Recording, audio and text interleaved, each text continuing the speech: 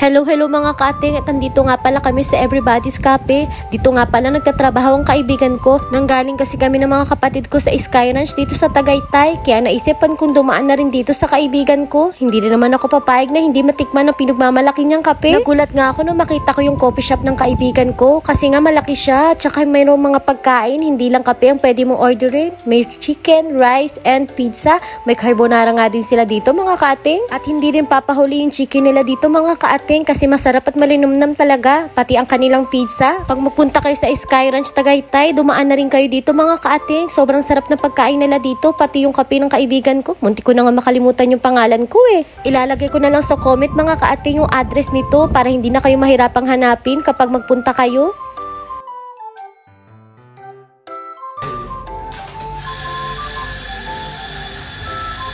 Ay, balog.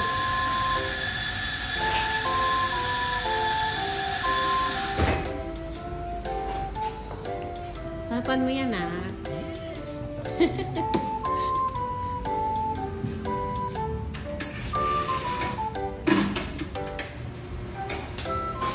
Para hindi ako antukin sa biyahe namin. Nalayo pa ng biyahe.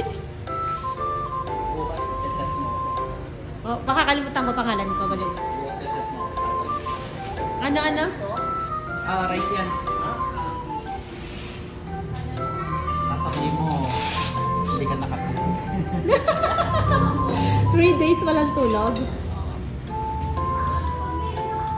Kasi ito yung mga kape nyo to? Fresh din. Oh? Talaga? Ako baka hindi nga ako makatulog. Fresh pala, balubs. Hindi, mas masarap yan kesa mas less acidic. Okay. Kasi ano siya, natural.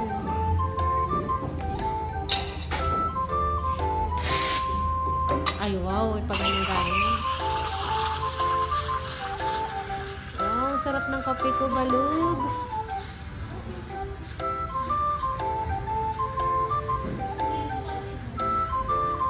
Professional ang datingan.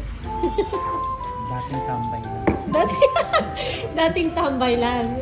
Tapos ngayon, professional na.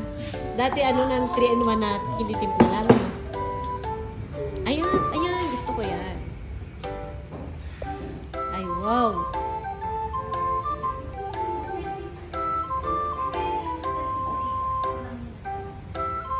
Ay, wow, heart. Ay, wow. Thank you, Balooks, for my special coffee. Takpan natin. Ha? Huwag mo takpan. Gusto ko makita yung heart. Coffee for me. Thank you, Balooks.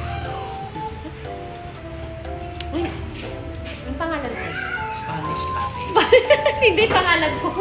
Nakalimutan ko pangalan ko. Ang sarap eh. Thank you. Ang sarap. Kape ang sarap. Thank you. Thank you. Ang sarap. Kape ang sarap. Thank you.